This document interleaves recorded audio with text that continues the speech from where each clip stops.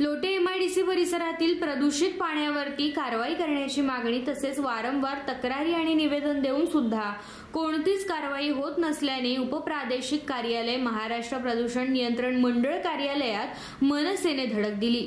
Lotay MIDC मधील काही कंपन्यांमधून प्रदूषित पाणी मोठ्या प्रमाणावरती नाल्यामध्ये सोडले जाते आणि यामधून ते पाणी नद्यांमध्ये जाऊन नद्या प्रदूषित होत आहेत। असा हा प्रकार सुरू असल्याने मनसेने याबाबत वारंवार निवेदन देऊन देखील कारवाई होत नसल्याने प्रदूषण मंडळ अधिकाऱ्यांना आता जाब विचारण्यात आलाय। तसेच महाराष्ट्र नवनिर्माण सेनेतर्फे निवेदन देखील दिले असून 15 ऑगस्ट पूर्वी कारवाई न झाल्यास उपोषणाचा इशारा देण्यात आलाय।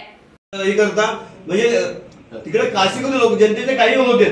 मी शिंदे साहेबांना 4 वेळा कॉल केलं होतं, हे उचलत नाहीत कॉल। शिंदे साहेबांचा मेन प्रॉब्लेम साहेब आहे ना, कॉल उचलत नाही तुम्ही। तुम्हाला इथे लोकांच्या घडलं नाही, तुम्हाला लोकांच्या सेवेसाठी ठेवलंय की किती ठेवलंय? त्या दिवशी पूर्वीचे व्हिजिटला तुमची माझा स्पष्ट आरोप आहे तुम्हाला। माझ्यावर केस टाका 300 पण बिंदास टाका। तसं नाही होत साहेब। तुम्ही मला एक सांगा, तुम्हाला लोकांच्या जनतेच्या कामासाठी ठेवलंय? चालू मी चालू घेत। 1 मिनिट साहेब ऐका 1 मिनिट 2 मिनिट मार्गाने उपोषणाला बसतो। मला काय बोलायचंय किंवा काय 15 ऑगस्टला मी सगळं ओपन करणार।